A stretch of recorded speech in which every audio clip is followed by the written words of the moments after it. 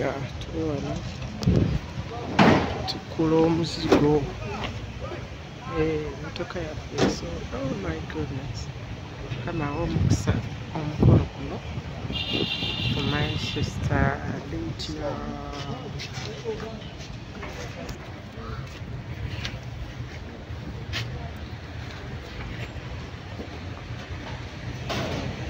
Ya nanti BGP tukola kiro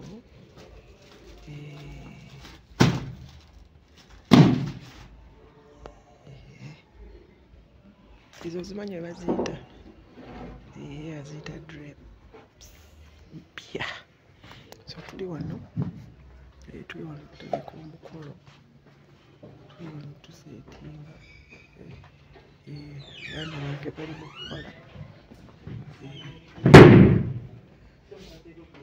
alabe.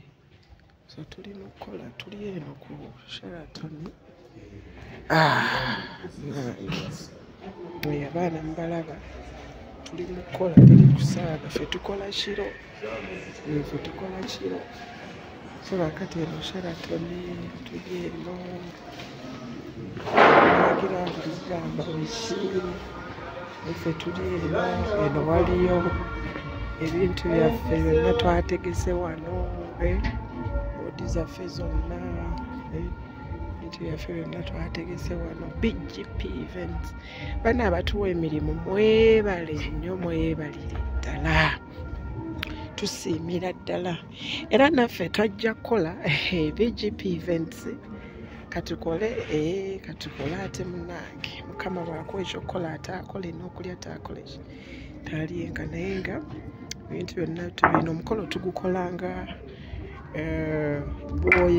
bwewandiyagadde college tugukwasaganye olw'ekisa kya mukama. So buli kimu kitambula bulungi. Olunaku lwaleero tuli mu kukola kiro kino, uyu mukolo gwanja wano ku Sheraton. Mwenna abagole abaddako mujje tubalinze, mwenna aba graduates mujje tubalinze, mwenna different parties mujje tubalinze bannange. BGP events twagala kukola. Yeah, this is a season and we bless God so much. So we just here making ends meet.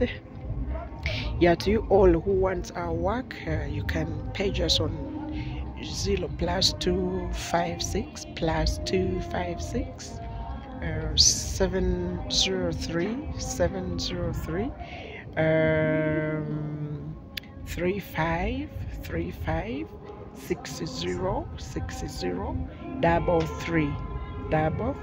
so that is akasalaba 5 kasalaba 2 5 6 7 noti 3 3 5 6 noti 3 so mutuwa emirimu tujja kukola tetwagala tujja kukola omulimu guno nga guwedde tujja kulaba enkya olabe work n'ekiro ojja kuba olaba nja kuba nkuweereza updates kitegede.